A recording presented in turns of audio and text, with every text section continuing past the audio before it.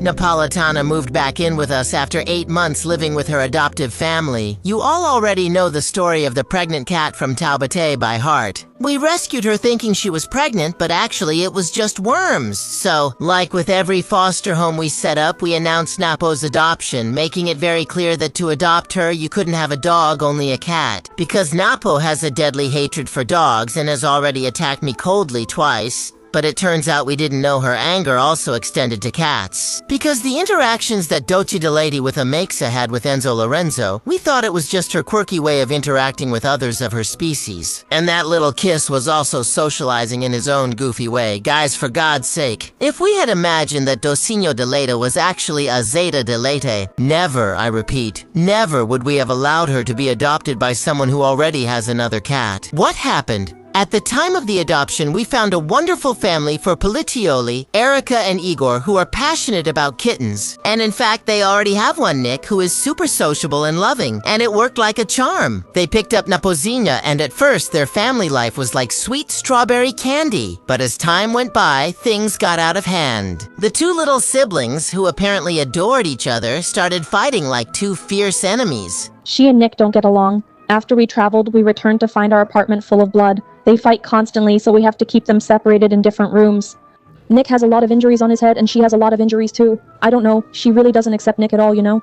Distressed by this sad situation, Pocorico suggested two options. Try a new adaptation between them, or else find a new family for Napo that doesn't have other pets at home. Since the couple loves Popo so much, they waited a week to reply to Camula's message, hoping that the two tabbies would get along like they did in the beginning. It got so ugly, really ugly here with them fighting in the hallway of our house near the bedroom that fur was flying everywhere. There was blood and injuries. Nick is badly hurt. I don't know what to do, but if you can help, it breaks my heart. I even told Igor, wow, no. Let's keep her here for another couple of weeks because we've gotten so used to her. We've grown so fond of her. But the way things are, it's not working. One of them is going to end up killing the other. One is going to end up killing the other. It's really, really bad, honestly. So, the best thing for them is going to be finding a new family for her. However, unfortunately, the anger between them only grew. Since at the time we were on vacation traveling to Rio de Janeiro, it was only 2 days later that we were able to give an answer. Wow, what a situation. Oh my, I never in my life imagined that Polly would cause this much trouble, that she would get along so badly with all the other animals. However, it turns out that just a few days after that last conversation, because of the great love and attachment that Polly's mommy has for her, she decided to try the adaptation one more time, with faith and hope that everything would work out. But unfortunately, almost a month later, things between the two feline archenemies hadn't improved at all. She went after him like that and he clung on and he started fighting under the table. I went after them. Suddenly they went under the couch and they just wouldn't stop fighting. They wouldn't stop. I said, my God, one of them is going to kill the other at this rate. Until my husband came running, had to lift the couch, take one of them out and separate them. We had to keep holding them like that for a while because my God, I was so desperate. I think I've never seen such an ugly fight like this in all this time, like I saw with their fight. Wow, we've already tried so many things, you know. We even tried to use a perfume that belonged to Nick. We put it on him, put it on her to see if they'd have the same scent. I have lavender essence here. I put it on them too to see if it would calm them down, you know, because lavender usually calms, right? It didn't work. We were using Organactica's calming cat supplement we got, remember? We used a whole jar, but nothing calmed them. It's very stressful. Like you said, if she were an only child, she'd be adorable because she's so affectionate with people.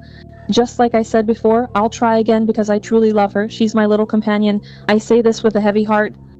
It's really hard, but it's for both of their health, you know? When Napo lived with us, she stayed in the small laundry room, but 3 times a day, Cocorico would be with her in the backyard so she could play and have some fun. And that's how we kept things going for months. She lived well and peacefully. However, the thing is, Polly's parents' apartment is small. And when they locked either of the two kittens in a room to keep them separated, they would meow a lot. And when they were loose around the house, those fights would happen. At the time when everything was getting more intense between Nick and Polly, we were at the peak of the rush, the craziness, the responsibility, with many nights sleeping only 5 hours, and that's if we even slept that much, because of taking care of Chitara and the 10 puppies. Guys, those months being responsible for 11 lives all at once, added to the daily chores of our house, work, and 6 other animals to take care of that live here with us. It was so intense that Camula now has to see a psychiatrist and take medication for her mind so she doesn't go completely crazy. Guys, the psychological pressure of deciding the fate of 11 lives, added to dozens of messages we receive every day asking for help for animals in shocking conditions, makes my humans go through emotional trials that you can't even imagine. The animal cause seems lost, and the humans who care about little animals also suffer because of it. So I'm really sorry. If at any point we gave the impression that we didn't care about Polly, that we were just stalling to help, or that we didn't want to take Napo back.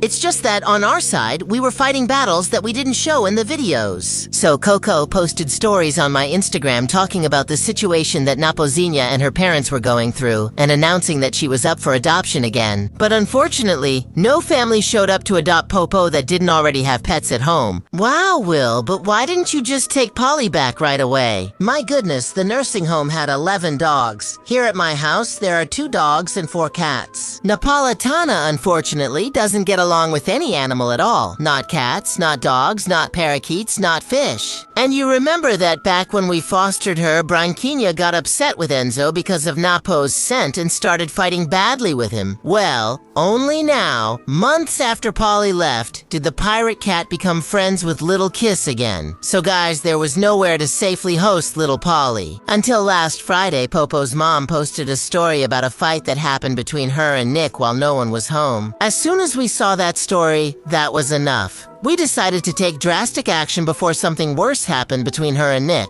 We immediately called Erica and told her that the next day, on Saturday, we would go pick up Polly and bring her back. What Diego and I thought was to take her back and find her a temporary home until we could find her a permanent owner. However, they were going to have visitors at their house, so we couldn't go there, not even on Sunday. We're picking her up early Sunday. So the only way was to leave it for Monday, and that's what happened. The humans went to pick her up after 10 o'clock at night, because that was when they had time, due to the busy day. Now Polly will stay with us until we find the ideal family that doesn't have any pets at home. And this adoption needs to be urgent for the well-being of little Polly and all the other animals in our home. We are taking every possible care to make sure this temporary home is peaceful for all the cats in my house, your life, my broto kakaroto. We really count on you to spread the word, so share this video with as many people as possible until we find the perfect future family for Napo. If you're interested in adopting Polly and don't have any dogs or cats, get in touch with us through the Instagram profile Gata Napolitana. See you!